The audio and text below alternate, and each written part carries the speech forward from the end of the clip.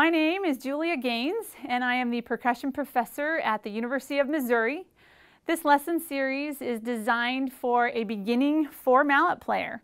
We're going to walk you through all the stages of selecting a grip, going through exercises, and getting ready for the literature. So a couple of thoughts on this series. I'm assuming that at this point you can read rhythms and you can read notes.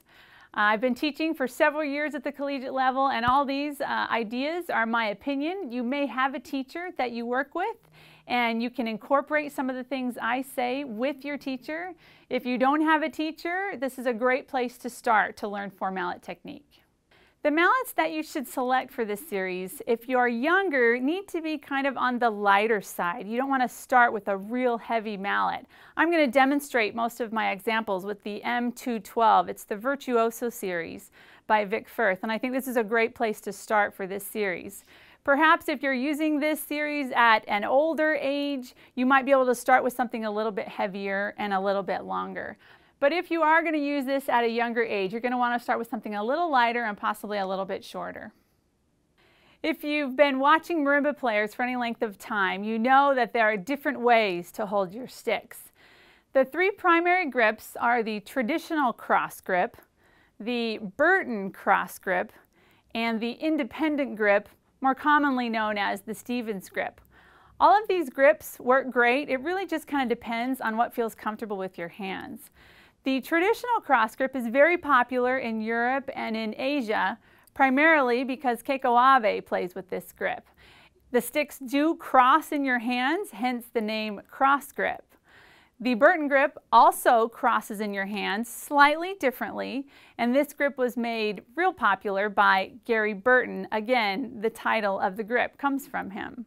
The independent grip is very popular in the United States. You'll see lots of drum corps using it. Lots of our most prolific and virtuosic players use this grip. The sticks don't cross in your hands. They're completely independent from each other. The grip that I'm going to talk about more in detail is the independent grip. This is the grip I have primarily played on marimba my whole life. It's the grip that all of my teachers have used, and therefore it's the one I have gotten the most instruction on. It really affords itself better to the long range and the wide range of the marimba. The independent grip is the grip that I would recommend to start with because it will take you from the very beginning stages of your playing and prepare you for just about any application you're going to find post-high school, even into the professional world. Let me give you some of the basics surrounding the independent grip. There are a lot of resources out there that go into far more detail, but I want to give you just some of the elementary principles that I use in my teaching. First, when you have your mallets in your hand, you're going to take your first mallet, which is going to be your outside mallet, and place it in fingers 4 and 5. Basically, their entire role is just to hang on. They aren't really ever going to do that. When you use this outside mallet, it will be with a rotation motion. So fingers 4 and 5 really just hang on to the mallet. Notice that I only have a little bit of mallet showing on this side of my pinky. This would be too much mallet showing.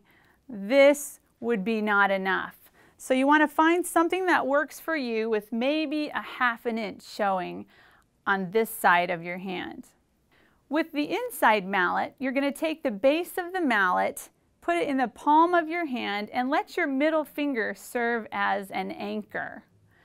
The top of the mallet will lay right across your index finger, right on the first knuckle, and your thumb just sets right on top of that first knuckle.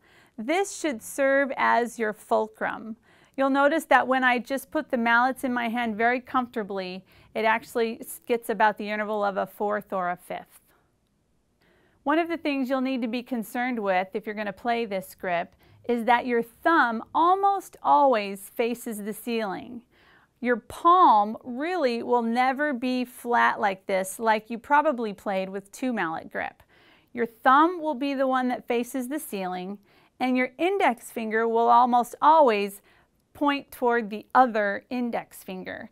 You'll notice you'll get a lot of stress in your hand if that index finger starts pointing in towards you, or if you do not have a solid fulcrum with your thumb. If you keep your thumb and your index finger right on top of each other, that's going to serve you very well when it comes to any kind of a rotation motion. With this grip, the left hand is identical to the right hand. Same concept. You have an outside mallet and an inside mallet. The grip is identical. I also play with the Burton grip, but I primarily use the Burton grip on vibraphone. With the Burton grip, it crosses under your hand. So you have the outside mallet closest to your palm, and the inside mallet will cross right there underneath the mallet if I'm focusing down toward the keyboard.